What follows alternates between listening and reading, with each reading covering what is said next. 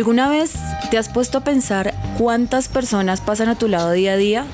¿Has imaginado alguna vez cómo serán sus vidas, sus dolores, sus mayores logros, sus victorias? Nosotros nos atrevimos a quebrar el hielo, a ser curiosos, a romper los prejuicios y sentarnos a dialogar con esas personas, a conocer sus historias andariegas. Historias Andariegas es un podcast que propone un viaje sonoro a historias de vida, cuyas experiencias han transformado su mundo y en algunas ocasiones el de los demás. En el episodio de hoy responderemos a la pregunta de quién es Karen Díaz. Por lo pronto, de ella podemos decir que es licenciada en Ciencias Sociales de la Universidad Distrital Francisco José de Caldas, especialista en Pedagogía de la Uni Agustiniana y magíster en Docencia de la Universidad de La Salle. Docente por profesión, vocación y convicción.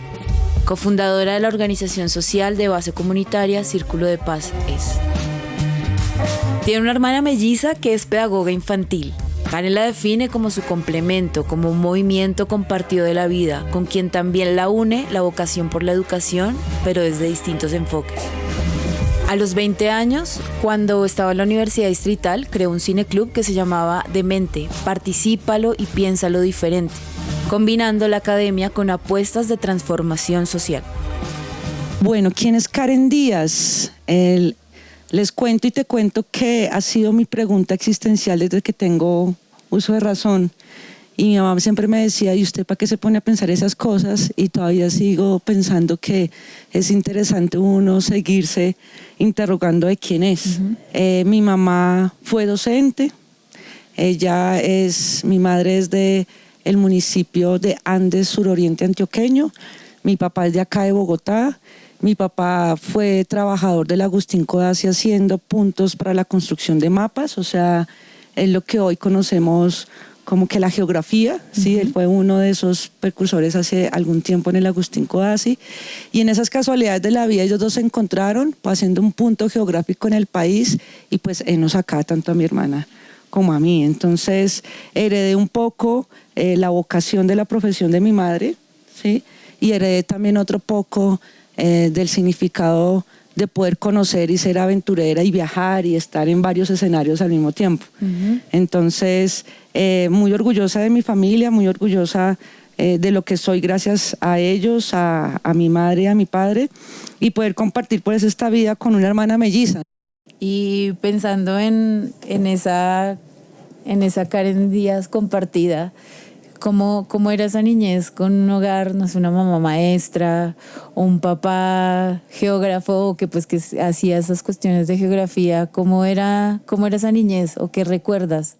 Bueno, pues la niñez mía, pues mi madre maestra, reglas, límites, respeto a la autoridad, respeto en cumplir indicaciones, una formación muy ligada a lo correcto, a lo justo, también al cuidado, ¿no? Nosotros llegamos a la localidad de Usme y el entorno de la localidad de Usme, mi terruño precioso, pues tiene sus dificultades de la periferia de la ciudad, y nosotras dos mujeres en el marco pues, de ese contexto un poco agreste, de violencia de todas las dimensiones, pues también había un alto cuidado por parte de mi madre, ¿no?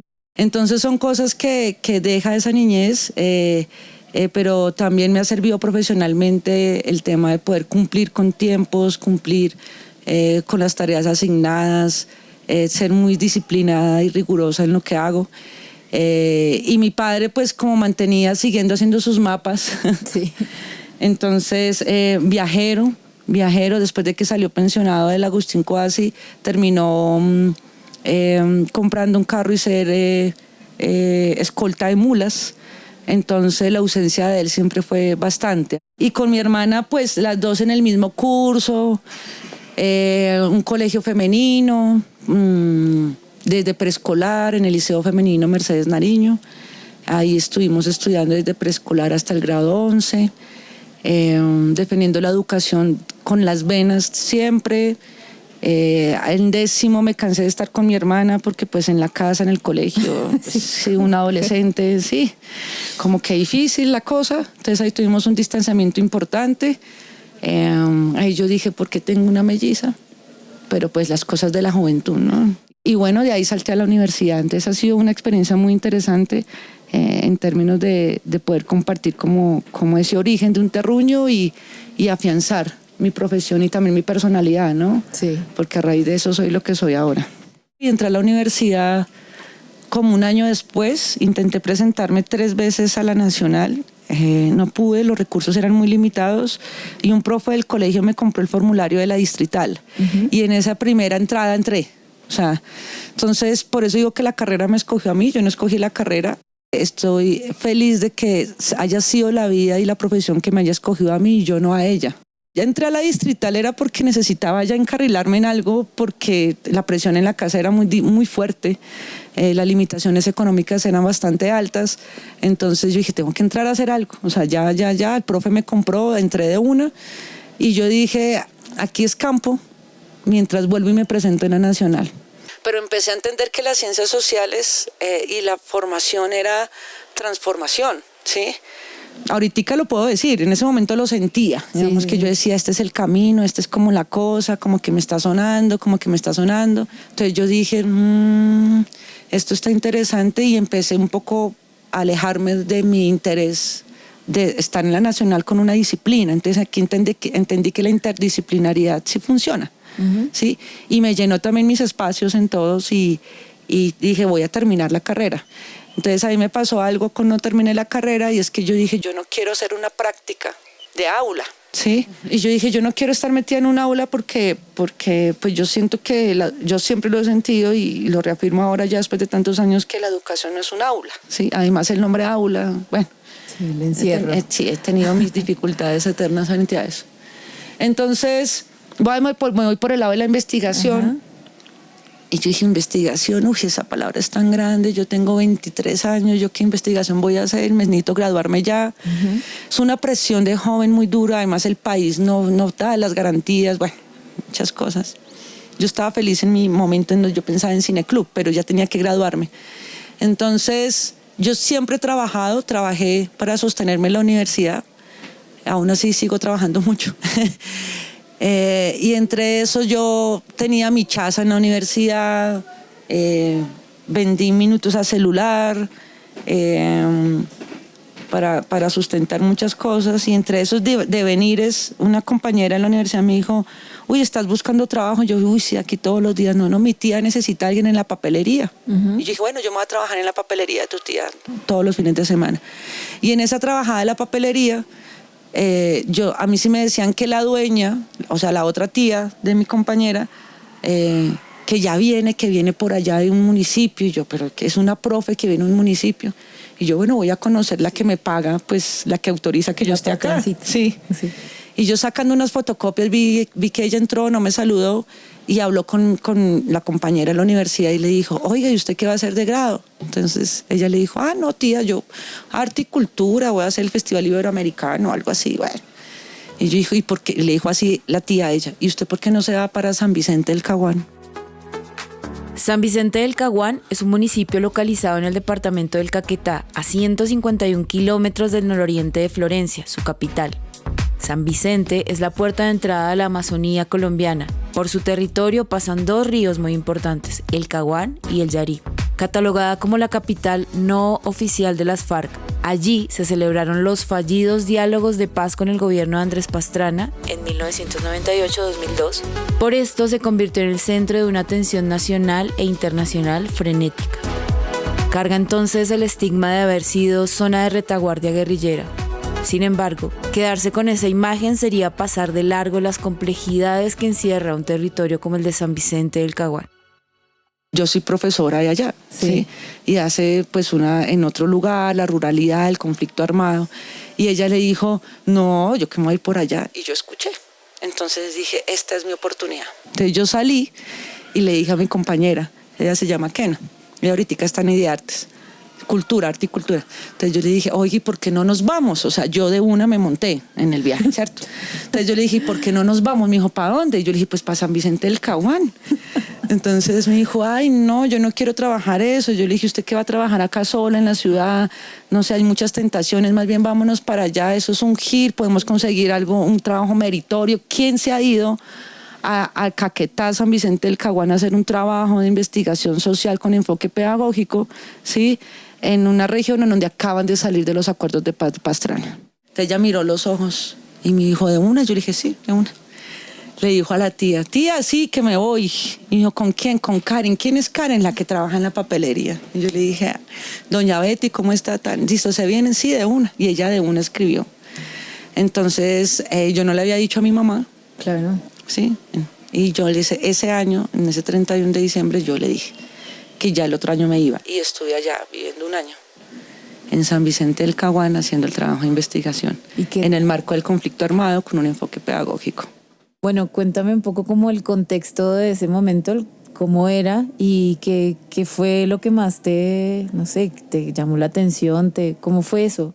Pues yo estaba muy feliz, en principio, yo estaba muy feliz porque yo dije, es conocer el país más allá de un titular, ¿no? La paz, la guerrilla, las víctimas, San Vicente del Caguán, para mí parecía una ilusión. Y yo llegué allá y vi esa iglesia donde hicieron los diálogos con Marulanda y que todo el mundo hacía, que le pusieron los puñales a la bandera de Colombia y que dejó la silla vacía. La expectativa se concentraba en el encuentro del presidente y el jefe de las FARC, Manuel Marulanda Vélez, oculto a la opinión desde por lo menos 10 años atrás.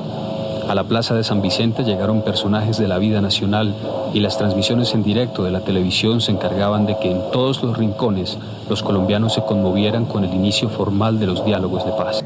Vengo a San Vicente del Caguán como jefe de Estado a cumplir mi palabra. Y allí quedó vacía la silla del personaje legendario que incumplió la cita con la paz. ¿Por qué no vino el comandante Marulanda? Por medidas de seguridad. ¿Medidas de seguridad? Pero esta zona está controlada por ustedes. Con unas cartas donde venían planes. Entonces yo dije, esto es real. Fue lo primero que, sí existe una iglesia, sí existe San Vicente del Caguán. Y entonces lo primero fue conocer el territorio. Empezamos a vivir con todos los sanvicentunos y nosotros, como éramos las de Bogotá, entonces en el colegio que hay ahí hay 2 colegios, ¿sí? Uno con los hermanos de La Salle. Yo no sabía, pues vengo de la Universidad Distrital La Macarena, vaya usted, conozca algo, institución religiosa, pues para mí era metros, ¿no? Pero llegué allá, fueron los que me dieron casa, fueron los que me dieron. Y yo empecé a entender, y la institución, la religión no es como es, o sea, se empiezan a caer como todos esos velos. Los hermanos de La Salle, la comunidad de allá nos acogió mucho y nos dieron una oportunidad de sostenernos económicamente. Porque claro, nosotros nos fuimos, pero viva ya, tocaba pagar la pieza, todo. Entonces los hermanos nos dijeron, pues hagan ustedes los turnos de los profes que tienen citas médicas en Florencia. Okay. Como tenían que ir si se demoraban tanto, entonces ustedes hagan... y así pues los profes les pagan a ustedes y nosotros les podemos dar permiso y los niños no se nos quedan acá solos. Y bueno, todo como que empezó y empezamos a conocer a los jóvenes que tenían, a los de 11 que tenían fincas, y nosotros empezamos ya a decir, bueno, vamos ahora ya. Conocimos muchas fincas, ordeñar, la vida sanvicentuna, el queso, la reivindicación de ellos de decir no somos guerrilleros, ¿sí? El sacrificio público de un municipio en donde estaba estigmatizado por los medios de comunicación, donde el cerco, pues evidentemente el conflicto armado y de los grupos armados que allí están a espaldas de un Estado, bueno, todo ese tipo de cosas empieza uno a vivirlo, como a contar. Nos estaban contando la historia de cómo vivieron ese tránsito, cómo es una toma guerrillera, cómo vivieron el tránsito cuando salió la zona de despeje, ¿sí? Cómo se vivió la zona de despeje y distensión, que son 2 conceptos distintos: despejar militarmente un territorio y ser distinción, es decir, que tenga autogobernabilidad desde otros escenarios, como era la policía cívica, que era la policía que daba el orden ahí, cómo era el ejercicio de control y de reglas de la guerrilla, cómo pasaron cuando se salió la zona de distensión y entraron los paramilitares, cómo el río Caguán se convirtió en un escondite de neveras, de cuerpos, bueno, toda la vida así, y que ellos reclamaban y decían, seguimos aquí construyendo territorio y paz. Los hermanos de La Salle iban con la hermana, que eran los misioneros de la Consolata, y sí iban por toda la Amazonía. Sí, entonces yo entendí que los voluntariados y las misiones llegan donde no llega. Sí. Sí, Y yo estaba en eso. Sí. Y desde ahí empecé a entender que la pedagogía y la educación efectivamente no tenía que estar encerrada en un aula. Y con eso me gradué. Dentro de toda esa gente que conociste y tú hablabas de, bueno, cómo fue para ellos también después de los acuerdos, ¿qué historias recuerdas? Nosotros hicimos un ejercicio con un álbum que se llama, un cuento, que se llamaba Doña Violencia, con niños y niñas allá. Y nosotros sí lo que hicimos fue llevar como un gran tarrito con unos goteros, y eran las goteros de la reconciliación. Y la Doña Violencia narraba pues las múltiples violencias a su manera, y los niños tenían que representarlo, y después para poder sanar esos se ponían las goticas de reconciliación. Y en eso vimos las historias de los niños, que eran las que contaban y cómo era que se hacía una toma guerrillera. Para mí fue muy impresionante ver cómo un niño de 10, 11 años puede dibujar tan bien el proceso de una toma guerrillera. Sí. Yo dije, ¿por qué tenía que dibujar esto un niño? Entonces, eso me generó mucho impacto. El otro impacto que me generó bastante fue el tema de, bueno, eso fue de manera personal, pero fue con el matadero de allá, ¿sí?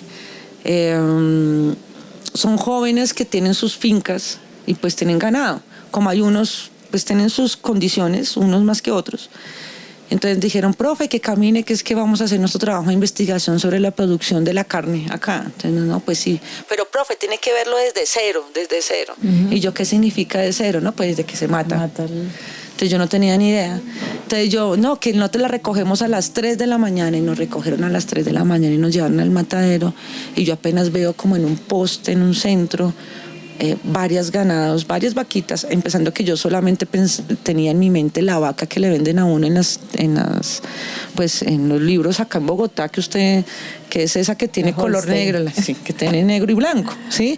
Y yo empecé a ver, eso son vacas, o sea, habían vacas con cuernos, dice, eso es un toro, no, que es una vaca. Y yo, bueno, entonces empieza pues uno a sacar su ciudad, ¿no? Que no sabe nada de lo que está pasando afuera. Y estaban amarrados en un poste, y yo dije, ¿qué le van a hacer esas vacas? Y empezar el gemido de las vacas distinto, ¿sí?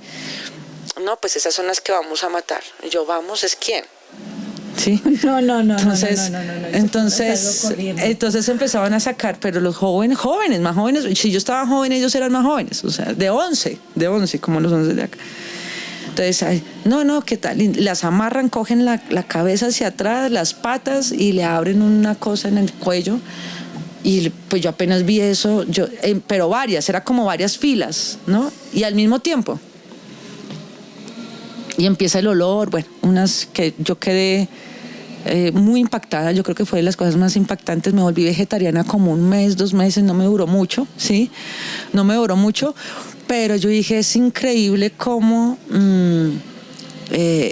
sin mente, es decir, es como sin dolo hacen ese tipo de ejercicios, y eso me impactó. Y lo tercero que me impactó a mí, bueno, no sé si ponerlo en ese orden, creo que fue una experiencia circular, pero poniéndole número en relato, fue que en algún momento fuimos a una finca, porque pues yo nunca en mi vida he montado caballos, así no sé montar cicla, pues caballo menos. Entonces me decían, profe, que toca arriar ganado. Y yo, no, pues sí, pues yo no sé montar caballos. No, que este es mansito, pues mansito, pues para él, pero para mí era como si fuera eso de carreras. Casi me salgo de ese caballo, yo estaba muy, muy angustiada, yo decía, ¿y aquí cómo me bajo? Fue una experiencia muy interesante porque también generar la confianza de conexión con el animal. Claro, yo me subí con miedo, pues le impregné ese miedo al caballo, el caballo lo que quería era que yo me bajara de él, ¿sí? Y entonces empezó pues a hacer su trabajo para que yo no estuviera encima de él, ¿sí? Pero eso uno lo entiende después.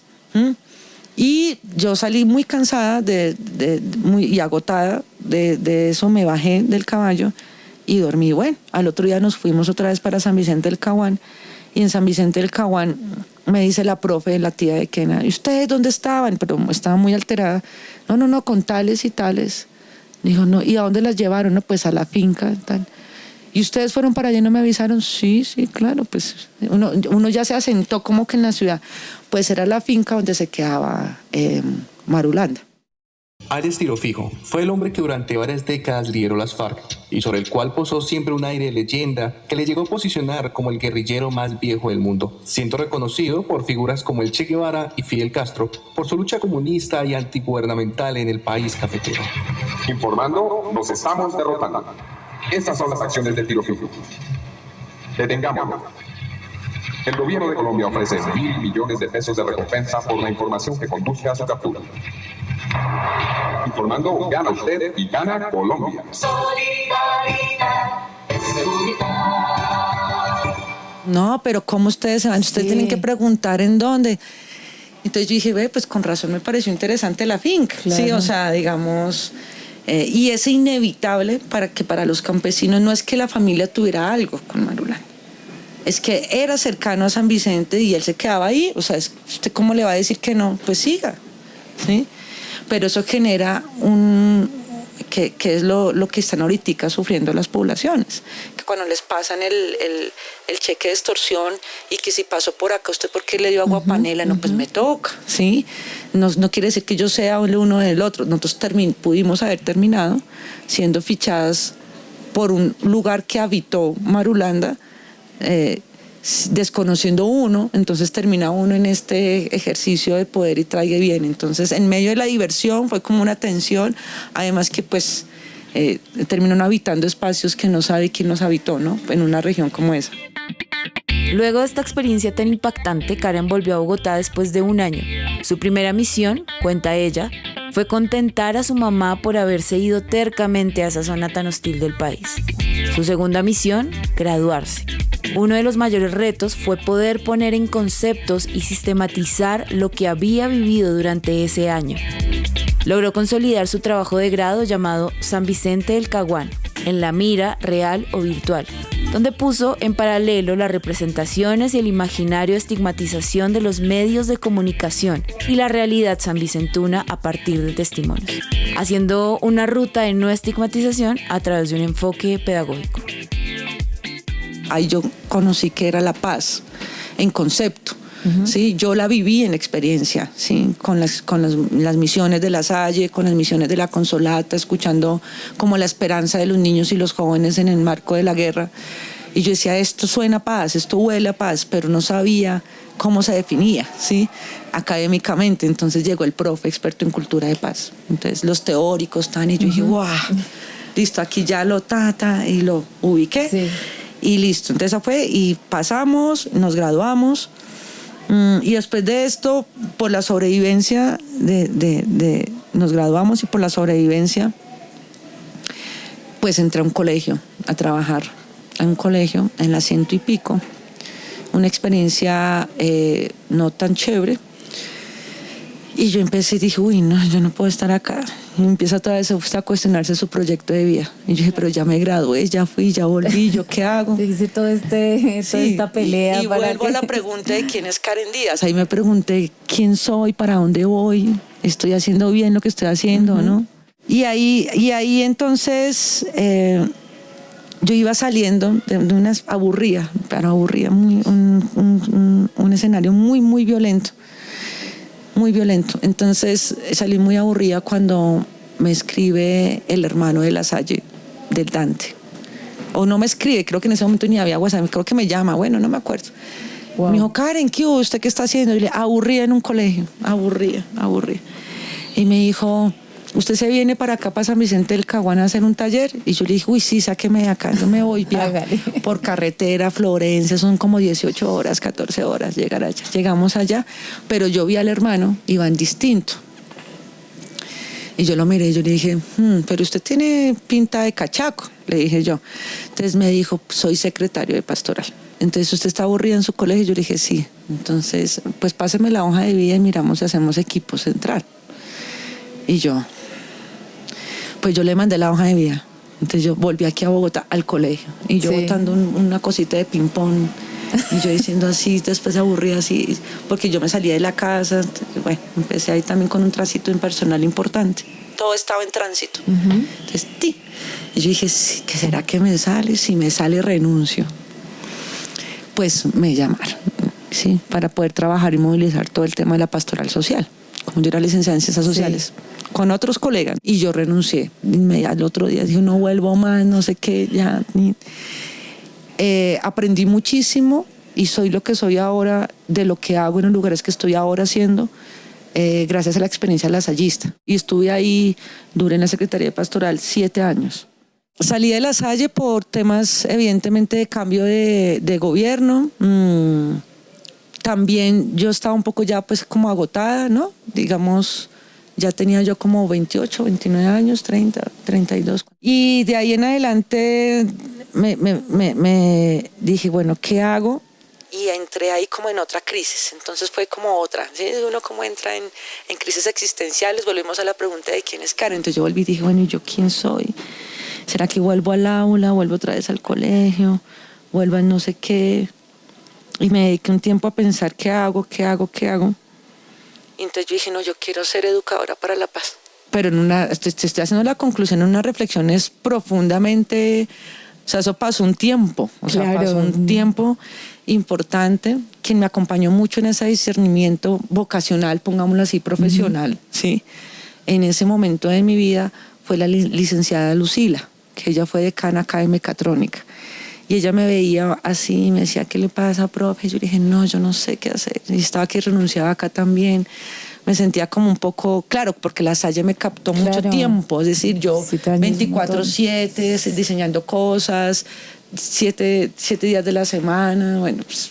Y entonces me dijo, no, pues haz lo que tú quieras y el corazón, lo que te diga el corazón. Lo que pasa es que uno no sabe cómo dice que habla el corazón. Bueno, y ahí empezó como una ruta interesante. Yo pasaba hojas de vida y nada, no salía nada. Entonces, y a mí me hacía falta algo y era que yo no tenía ni la especialización ni la maestría. Tampoco tenía la plata. No, todo se junta. Y un día, después de Semana Santa, terminé de hacer ejercicio, llegué a mi casa y me suena el celular de esas llamadas. Y entonces me dicen, profesora Karen Díaz, yo sí, claro, con ella, no, es que le hablamos de la universidad, me dicen la universidad, y es que necesitamos una vacante, ¿usted está disponible? Yo le dije, sí, claro. Entonces me fui a la entrevista, pero me preguntaron si tenía los estudios, y yo dije, no, pues no tengo, pero sí tengo la experiencia. Entonces me metieron ahí como para el último corte, era el último corte. Entonces yo trabajé, la universidad es la Uni Agustiniana, entonces entré allá, a la Uni Agustiniana en el último corte. Bueno, ya, sigamos por la vida. Mientras tanto resuelvo mis dificultades económicas y ya después vendrá otra vez el discernimiento de mi vocación. Trabajó un mes en esta universidad y en ese tiempo surgió un decreto que otorgaba una beca del 50% a los profesores activos para estudiar la especialización en pedagogía durante el intersemestral. Karen, con esa tenacidad que la representa, decidió matricularse. Y también por esa fuerza vital de hacer las cosas, mientras cursaba la especialización, surgió un convenio entre la Agustiniana y La Salle que permitía homologar el 50% de los créditos para iniciar una maestría. Karen cuenta que durante este tiempo logró terminar sus posgrados. Entonces hice sistematización de experiencias donde le di un lugar importante al educador popular como constructor de paz. O sea, el aula no es la institución, sino el barrio, la esquina, la cuadra. Y hice un grupo focal ahí, un sistematización de experiencia con un enfoque de paz. Y ahí fue que llegué a la Comisión de la Verdad, porque a raíz de la experiencia en San Vicente del Caguán, y entre eso, más La Salle, más el Ministerio de Educación, uno va conociendo gente que saben que uno anda en ese quehacer del trabajo comunitario y enfoque de paz, pues no desde ahora, sino desde hace bastantes años. Desde San Vicente del Caguán necesitaban alguien que mediara los recursos de la comisión. Entonces mandé la hoja de vida y terminé estando en el equipo de pedagogía de la Comisión de la Verdad en sus últimos 6 meses. para poder hacer todas las guías pedagógicas. Y en realidad yo hice como 4 sobre las metodologías de los diálogos sociales, sobre el enfoque de género, sobre la navegación de la transmedia. Sí, hice esa guía pedagógica y 2 catálogos pedagógicos, en realidad. Entonces ahí llegué a la Comisión de la Verdad. La Comisión para el Esclarecimiento de la Verdad, la Convivencia y la No Repetición nace en el marco del Acuerdo Final para la Terminación del Conflicto y la Construcción de una Paz Estable y Duradera, suscrito entre el gobierno del presidente Juan Manuel Santos y las extintas FARC, del cual el ya nombrado Marulanda era una de sus cabezas. ¿Cuáles serían esas claves dentro de tu experiencia que los docentes pueden empezar a trabajar para la paz en las aulas? ¿Cómo podríamos aplicar esas metodologías para la paz de una manera que se conecte, no? Sí, miren, el país tiene una dificultad importante. El país ha hecho un esfuerzo muy, muy, muy grande en solucionar el conflicto armado a través de políticamente de acuerdos. O sea, digamos, el último acuerdo que fue en el gobierno de Santos no ha sido el único. En realidad es, creo que el número 12 o número 13, ¿sí?, de los acuerdos que ha intentado el país solucionar el conflicto armado. ¿Qué es lo que le ha quedado un poco difícil al país? Es no firmar los acuerdos, sino cumplirlos. Entonces, cuando no se cumplen, pues hay una desconfianza. Es como cuando ustedes le dicen llego mañana y no llegó. O le hago, sí, yo creo que uno de los lazos más difíciles de poder reconstruir, ¿sí?, es la confianza en la institución, la confianza en cumplir un acuerdo, la confianza en que usted dijo y sí lo va a hacer. Entonces ya nos volvimos expertos en firmar con lápiz acuerdos y ya sabemos hasta cómo hacer un sistema integral para la paz, que es lo último novedoso que ha hecho Colombia, pero no hemos hecho el cumplimiento de los acuerdos. O sea, tenemos un rezago ahí de poder cumplirle a las víctimas del conflicto armado. ¿Por qué traigo este contexto general? Porque esto indiscutiblemente incide en la cultura. Cuando uno se acostumbra a no cumplir acuerdos, se acostumbra usted a hacerlo en todo lado. Entonces para usted ya es normal cumplir acuerdos, no tener palabra, ni siquiera por escrito. Y empezamos a generar acuerdos mínimos. Eso indiscutiblemente va a irradiar al país, a la cultura del país. Y ahí se construye cultura de paz. Sí. Porque nosotros estamos esperando que el país responda a un reflejo que no se está dando en la cotidianidad. O sea, el país no es Colombia ya. Colombia somos todos.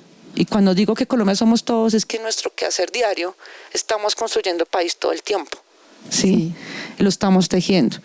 Si logramos que las nuevas generaciones empiecen a cumplir acuerdos y no copiar esa mala herencia que nos generó el narcotráfico, ¿sí?, que el vivo vive del bobo, o saltar la regla, para cada regla hay una creatividad de saltarla, entonces qué chimba usted porque sabe cómo saltar la regla. No.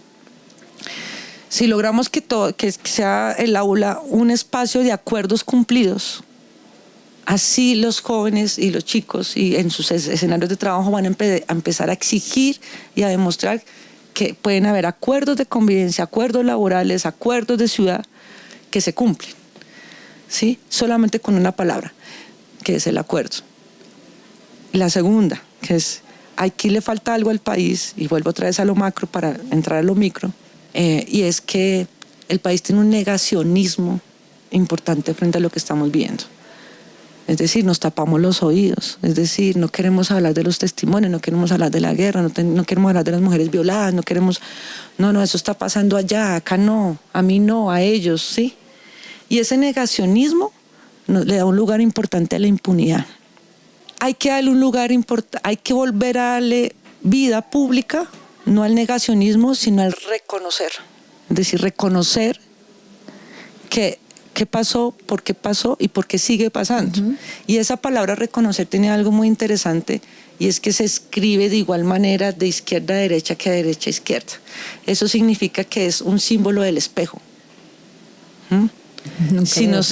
Si nosotros empezamos a vivir en el aula reconocer el trabajo del estudiante, reconocer su lugar de saber como estudiante, escuchar su vida y entender por qué llega acá a este escenario, por qué para él es tan importante, qué historia tiene detrás, y reconocerla y reconocerme yo en la historia de él, empezamos a tejer ese espejo.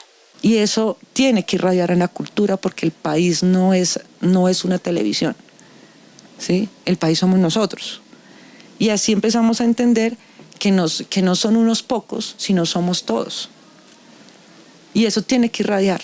Pero pues la idea es poder generar poder entender algo tan complejo que nos lo venden como si fuera una vitrina, algo cotidiano. Claro, sí. Algo en el cual todos y todas tenemos que apropiarnos, que todos y todas tenemos que construir todo el tiempo. Y con eso quiero cerrar, y lo decía ayer en una charla que tuve con unos profes del Valle del Cauca, que somos educadores transformadores, ¿sí? Y que la transformación, el símbolo es el fuego. Cuando usted prende una hoguera y hace un asado, ¿sí? ¿Cómo cambia la carne con el fuego? ¿Sí o no? ¿Cierto? Pero también cómo cambia estados los elementos alrededor del fuego. Y el fuego sigue intacto, ¿sí? Entonces, que nosotros como educadores transformadores no perdamos esa chispa del fuego para poder transformarme y transformar. La paz también para mí es una apuesta también de vida, de profesión, de proyecto. Y bueno, esperamos a ver dónde me manda. Ya les contaré cómo será la próxima cuando todo se junta. Cuando pienso en el conflicto armado colombiano, lo pienso como un monstruo gigante, que no tiene ni pies ni cabeza, como un monstruo despiadado que destruye, mata y silencia la esperanza y la paz. Sin embargo, Karen logró agarrar ese monstruo y neutralizarlo en dos conceptos. Primero, la confianza que se teje cuando cumplo mi palabra. Y dos, reconocerme en la historia del otro, como un espejo que me refleja. Estos dos conceptos son claves para que nosotros como sociedad podamos ser parte de la paz, de una transformación social desde nuestros espacios cotidianos, la calle, el transporte público, el trabajo, el estudio, la familia. La pregunta de quién es Karen la ha llevado a lugares hostiles, pero también llenos de vida y aprendizajes. Su rebeldía, ese fuego transformador, ese corazón que late al ritmo del tambor, y volverse a preguntar quién es, la ha llevado a que su vida sea nuestra historia andariega. ¿Y a ti, qué te queda marcado de la historia de Karen? Agradecemos a la ETIC, a la Facultad de Ingeniería Mecatrónica, a la emisora, a Juan Pablo Ruiz por la edición y musicalización, y a ustedes por escucharnos.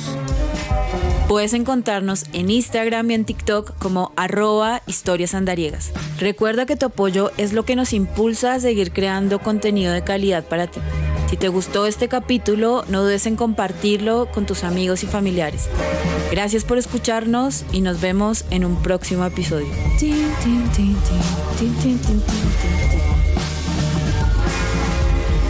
Una producción de J-Pulse.